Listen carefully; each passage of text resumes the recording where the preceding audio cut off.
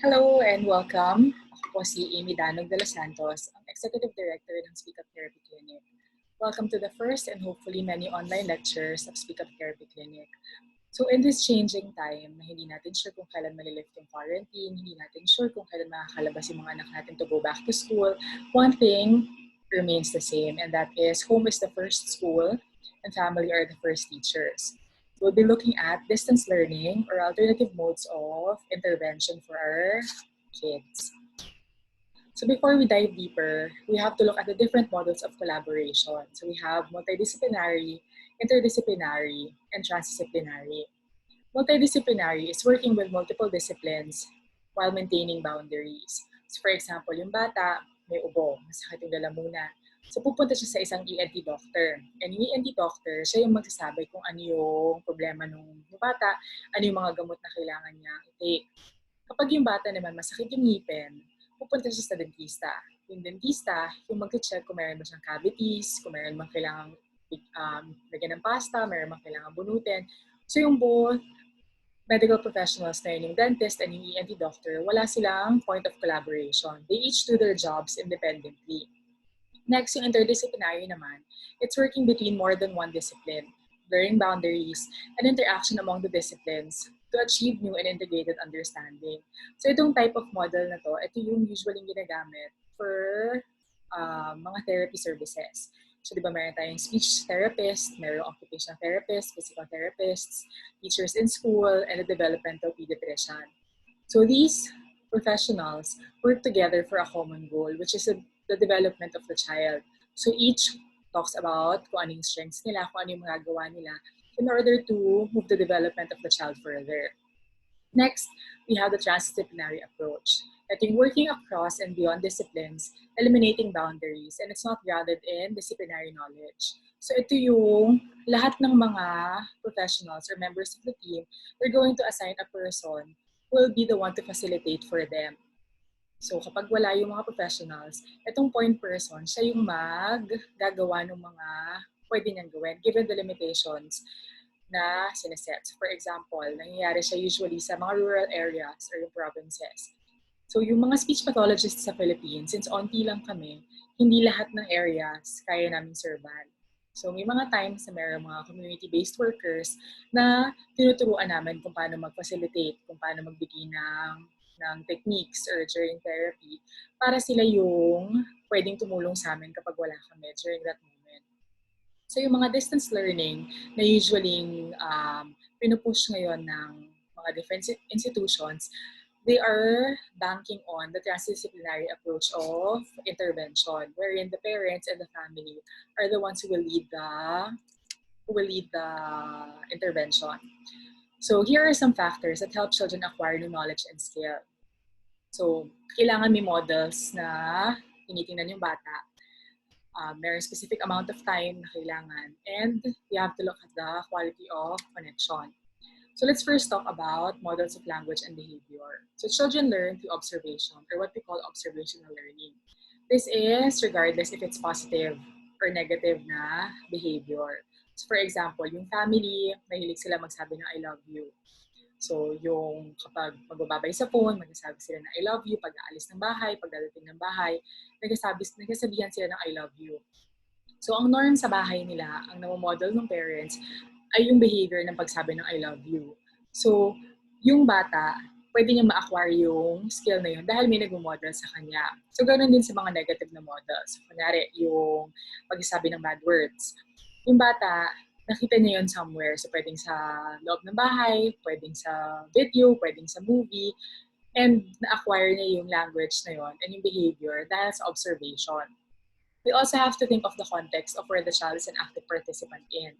So yung mga early intervention natin ng mga bata, yung before preschool pa, majority or most talaga ng time spent nila is with the family inside the house.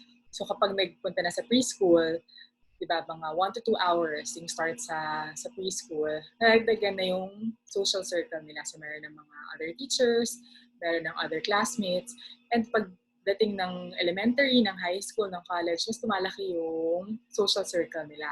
Pero for children, majority talaga ng ginagalawan nila ay sa bahay and with the parents who will be the #1 models of language and behavior. That's why the first concepts and skills that children learn is familiar nouns and verbs that the child sees and experiences at home. So next, we have to look at the quantity of time. So let's think of the percentage of time spent at home versus time spent in therapy or in school. So according to this study, the time spent in the classroom is 6.7 hours per school day in elementary school. Sa clinic lang namin, sa Speak Up Therapy Clinic, on average, our clients receive 3 hours of therapy per week. And the majority of our population is between 4 to 6 years old. So if you just do simple math, that's 168 hours in a week, less than 3 hours of therapy, less 33.5 hours in school. So meron tayong natitirang 131.5 hours left at home. So bulk pa rin talaga ng oras na sinispend ng bata ay with the family.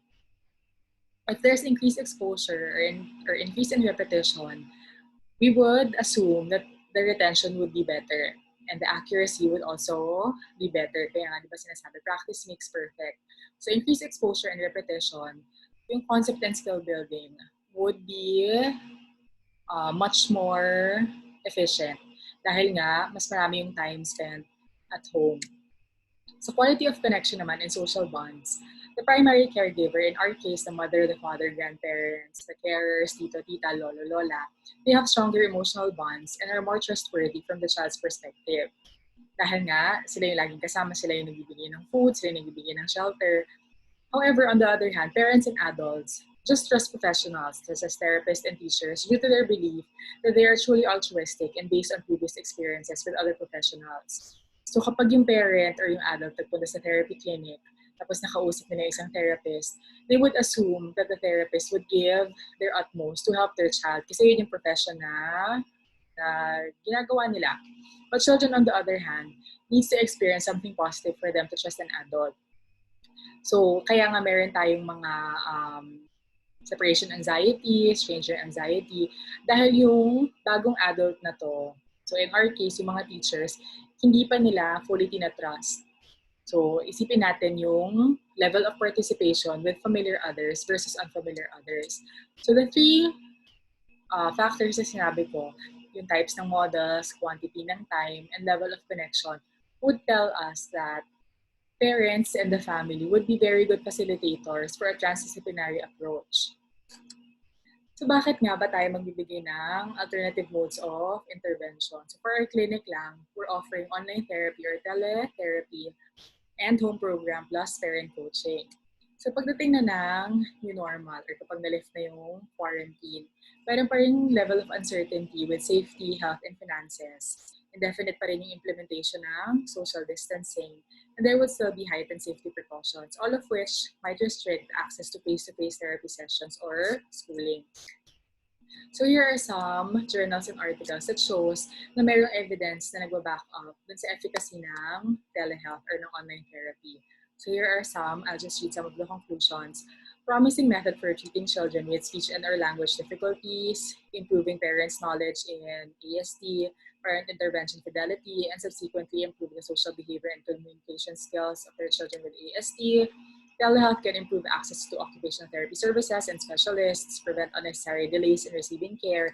So, marami talaga evidence na nagsasabi na effective ang telehealth kung i-compare natin siya sa traditional na face-to-face intervention. But if you look at yung dun sa traditional nga na face-to-face, what happens there is the therapist is the primary facilitator for the child's learning. And after the session, the therapist then provides feedback and instructions to the parents and or guardians who is then tasked to carry over the activity and techniques at home.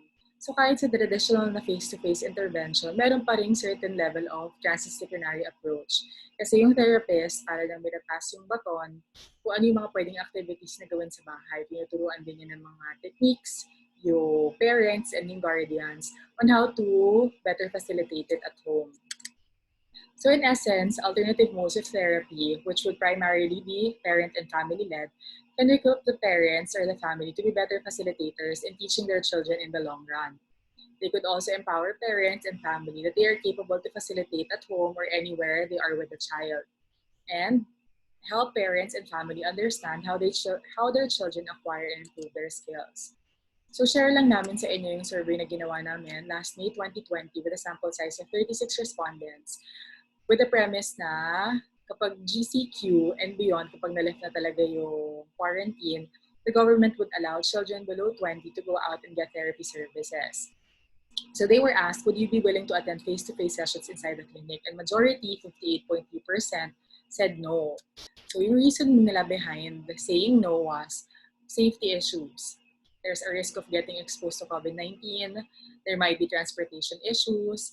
And some of the kids are among vulnerable population. Meron silang mga underlying conditions.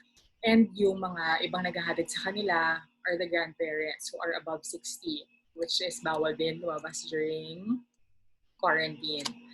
But when asked how important is your child's therapy during this time of quarantine, majority ranked it as an important part of their children's development. So ang grading na to, 1 is least important, 6 is with utmost importance.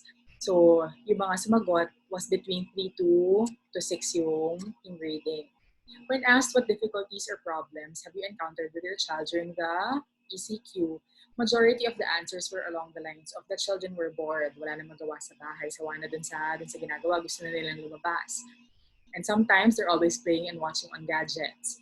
And kapag tinanggal yung gadgets, they throw tantrums, umiiyak, nagsha-shout. And there's also a noticeable difference or change in sleep and feeding pattern dahil nga nawala yung routine.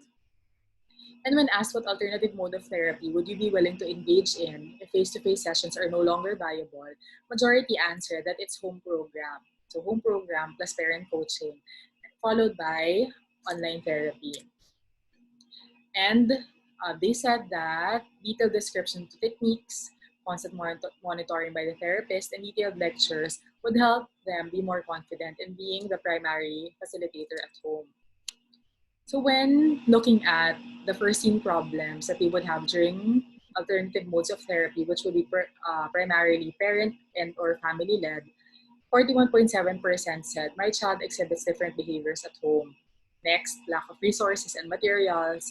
And then my child will not listen to me, lack of time, and lack of facilitator at home. So sa dinami-dami ng problems na na-identify, dapat pa rin ma-continue yung therapy kung meron tayong mga doubts din. So I think yes, dapat pa rin natin siya i-continue because the parents and guardians still rated them as important even during quarantine time.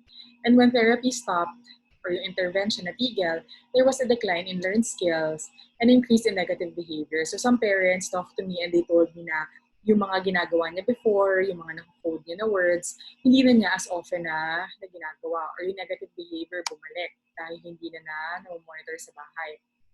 And due to lack of routine, they become dependent on gadgets and have formed routines which are not necessarily enriching. So yung mga play na ginagawa nila, hindi nakakatulong sa development nila. And according to a 2009 study published in the European Journal of Social Psychology, it takes 18 to 254 days for a person to form a new habit. So yung range na yan, depende dun sa skill na ina-acquire and dun sa person. Pero minimum 18 days. So kailan ba tayo nag-start sa quarantine and what day are we in now? So yung ilang days na yon, na-form na nila yung habits na hindi naman ganun kaganda. So let's think forward kapag bumalik na sila sa schooling. Sobrang mahihirapan na tayo na ma-curb yung behavior nila dahil meron na silang na-form na negative habits. And also, children need positive stimulation even during quarantine. So kahit with us adults, diba, naghahanap tayo ng mga DIY, ng mga pwedeng gawin sa bahay, ng exercises, ng mga short courses. So pati yung mga bata, kailangan din nila ng positive stimulation. So what if my house naman is not conducive and there are lack of materials? So we have to think of activities that are more child-led and not adult-forced to minimize butting of heads. So we should enforce rather adult-modified activities. So kung hindi type ng bata yung activities na pinapagawa natin, kasi baka gusto natin superstructured, nakaupo sa chair, nakaharap sa table, 1 hour naka-pay attention, eh yung anak natin hindi pa siya kaya, hindi pa niya sanay. So mag-aaway lang tayo dahil magkaiba tayo ng gusto. So ang pwede natin gawin, isipin natin yung activities na preferred ng bata and let's just insert goals or let's just insert concepts na pwedeng makatulong dun sa bata para at least happy yung bata with the activity pero hindi niya alam na tinuturuan na pala natin siya.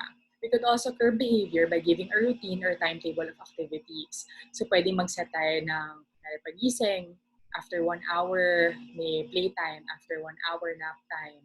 Tapos 1 hour lang din for the screen. Kung meron kasing visual cue ng timetable, mas madali siyang makita ng bata at mas madaling masundan.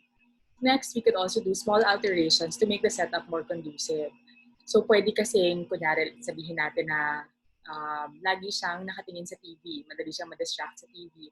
Then we could maybe set learning area na hindi kita ng bata yung TV kung alam natin na doon siya na-distract. Or pwedeng yung toys, hindi natin ilagay doon sa tabi mismo ng table kasi pwedeng yung kamay niya dumukot lang ng dumukot doon sa toy. And we also need to work with what we've got. So hindi naman kailangan bumili tayo ng mga mamahaling materials or ng mga mamahaling toys. Hindi din nasusukat yung efficacy ng isang toy or ng isang material. The effectiveness of a toy is measured by the quality of activities that we use it with or that we use it for. And also, we can utilize during this time online resources dahil marami naman dyan free online na mga videos, na mga worksheets. So ito, sample activity lang ng simple na toy, which is the ball. So dito sa first picture, we can see the baby na meron lang cardboard box na meron cutout na circle sa taas. So ginagawa niya para siya nagsushoot. So dito pinapakita na hindi naman kailangan ng basketball ring na totoo para ma-practice yung shooting na skill. So sa middle picture, makikita naman natin yung mga kids, pinagpapasahan nila yung ball.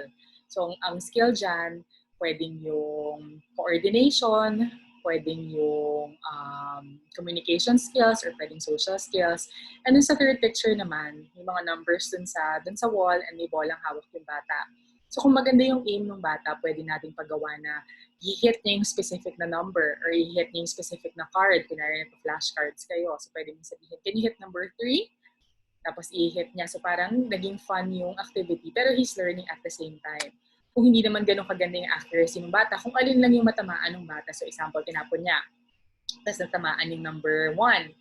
So pwede nating sabihin na, wow, you hit number 1. Let's look at what number 1 says. So dito pinapakita na kahit na simple lang yung toy, kaya natin gumawa ng maraming activities with it. Pero what if I don't have enough time naman? So we can just work around the available schedule. So marami na tayong ginagawa ngayon, stressful na din yung circumstances natin. So kung ano lang yung available na time, so kung before bedtime lang ba yan, during weekends lang ba, okay lang, basta we need to commit to any minimum amount of time and start from there.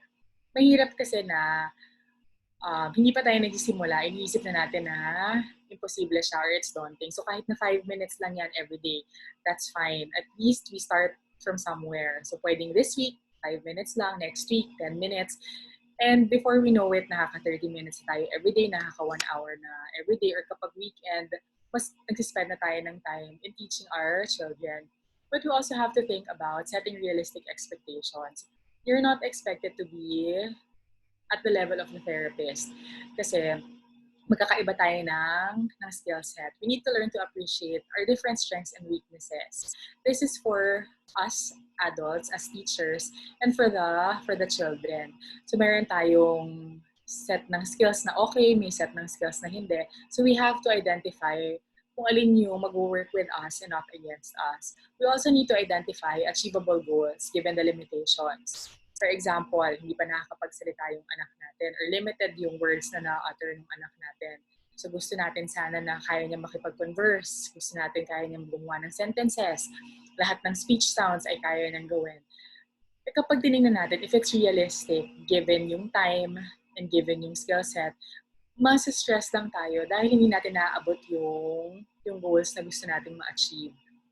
So isipin natin kung ano yung kaya lang nating ma-achieve. So kapag maliliit lang yung binigay natin na goals sa sarili natin at mabilis natin siya ma-accomplish, mas ma-encourage pa tayo to do more kasi nakikita natin na may successes yung small goals na sineset natin. Let's also think of the activities as a happy break and not as a daunting task. So wag natin isipin na, hala, kailangan na mag-therapy today. So ang pagtuturo kasi sa bata, it has to be fun. It has to be engaging. So if you're doing something fun and engaging, mas marami kayong concepts and skills na nare-retain. So why not make it fun for both you and for the child? So now let's talk about yung different alternative modes of intervention that we're offering. So we're offering online therapy. Ito yung therapy that would be facilitated by the therapist via an online platform with audio and visual feedback between the therapist and the student, with a parent or guardian present who will help facilitate each session if needed. So ito yung magkausap yung therapist and yung child and or yung parent while online. So for early intervention or yung mga kids na hindi pa kaya makapag-focus dun sa screen, pwedeng yung parent yung nagpa-facilitate. Tapos yung therapist, nandyan lang lagi to check kung tama ba yung ginagawa. So yung therapist, siya yung magsasabi na, mommy or daddy, baka pwedeng umupo kayo ng mas mababa or ulitin natin yung words na sinasabi. Or nakita ko, may hinawakan siya na toy, baka pwedeng yun yung gamitin natin na toy for this activity. So kung yung child naman kaya mag-pay attention sa screen or sa laptop, pwedeng sila directly yung mag-uusap ng therapist. Pero kailangan on hand pa rin yung adult para mag-troubleshoot kung meron mga technical concerns na kailangan i-address. Next naman yung home program and parent coaching. At yung therapy would be facilitated by the parent or guardian with provision of weekly activity plan. So sa weekly activity plan, 5 activities with a procedure and facilitating techniques for those activities that could be done during any time. The therapist would also provide demo, return demo, and feedback. So yung kanina dun sa online therapy, kausap for the entire session yung therapist laging nandyan. Yung home program and parent coaching, ito yung bibigyan tayo ng therapist ng activity plan, which we could do during any time of the day or any time of the week. Yung demo, return demo, and feedback could be synchronous or asynchronous. Synchronous meaning, online kayo parehas. So, mabilis kayo makapag-back and forth ng information. Pero kung yung time, hindi tayo makapagtugma ng time or hindi sapat yung hardware natin to do synchronous na feedback, pwedeng asynchronous wherein bibidyohan ng therapist kung ano yung dapat gawin and then they would send it to you and you could watch it at a different time. Or you could also do the same. Videohan niyo yung bata, videohan yung therapy session, and then the therapist would give feedback. So for the materials naman, it would be modified based on what is available at home. So kaya importante na makipag-communicate yung therapist with the family kung ano yung available na materials. So some don't have printers at home. So hindi pwede magpa-print ng worksheets. So kailangan mag-isip yung therapist natin yun kung ano yung pwedeng activity given yung materials natin sa bahay. Kasi sabi ko nga kanina, hindi kailangan bumili ng materials for an activity to be super great. And sometimes, pwede din kami mag-send ng online materials, videos, and worksheets na pwedeng gamitin ng family sa bahay. So here are a few testimonials of those who have already received online therapy and home program as parent coaching. So this mother of a 5-year-old girl diagnosed with GBD said, so far, so good naman. She was able to pay attention naman sa screen ng medyo matagal kasi engaging yung activities. Though, syempre, depende pa din sa mood ng bata and bukod sa nasa bahay, mas klaseng focus kasi sa screen lang nakikita si teacher. But it's a big help, lalo na ngayong ECQ. And this other mother of a 6-year-old boy with ASD said, I've had a new appreciation for how my child learns. Pati ako natututo din ng mga bagong skills lagi. Helpful din si teacher and practical yung mga activities na pinapagawa. It's good to have this option, lalo na with the uncertainty of what's going to happen outside. So how do you avail yung services na binibigay namin? So for our existing clients, they will be scheduled for their free orientation. And it's inclusive of a trial run, goal-setting discussion, and recommendation for identifying viable alternative mode of intervention. So kung mas swak ba yung online sa kanila or yung home program. And then the respective therapists would be discussing detailed flow of program during orientation and further plans after the orientation. For new clients naman, yung hindi pa nasi-serve ng Speak Up Therapy Clinic, unfortunately, ngayon kasi we're currently prioritizing active clients whose therapy was halted because of the ECQ. But more slots will be made available when the current population has already been served. So kapag kaya pa namin mag-accommodate, we're going to open it to the rest of the public. Currently, also, available lang namin na service is therapy services, but in the future, we'll be open to assessment. So, let's just wait for further announcements kung kailan po kami magbubukas sa public. So before I end, I would just like to say this quote: every child deserves a champion, an adult who will never give up on them, who understands the power of connection and insists that they become the best that they can possibly be. So during this time of quarantine, during this time of hardships, let's become the champion that our child needs. So kahit na nasa bahay lang tayo, we need to nurture our child to truly let them shine. So dito na po nagtatapos yung online lecture natin. So if you're interested in any of the services or you have comments, questions, and or suggestions, please feel free to contact us through the following: